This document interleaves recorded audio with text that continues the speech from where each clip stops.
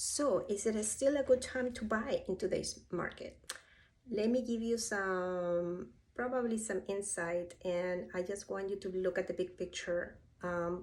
When dealing with buying a home, just look at your home ownership, how many years you want to plan to stay in the house. A lot of people are hung up on the interest rates nowadays.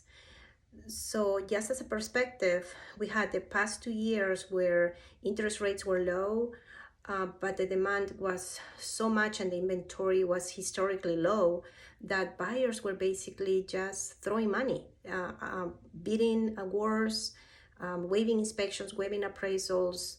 And sometimes just a lot of these buyers, I'm sure, got stuck with a house that probably, they had to buy because they were the only ones that they could at that point buy, or they were outbid so many times that they got the house that they could have at that time.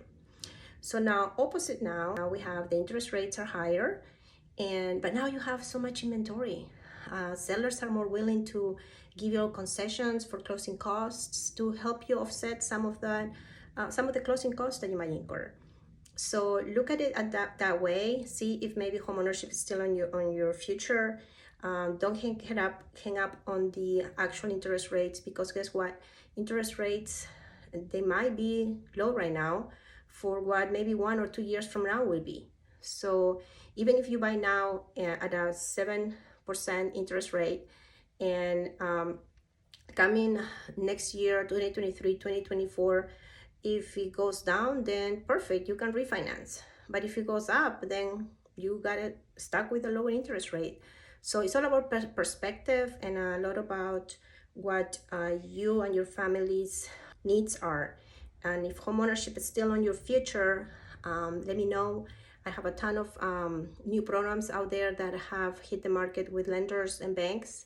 They want you, so take advantage of that too. Get all the information that you need.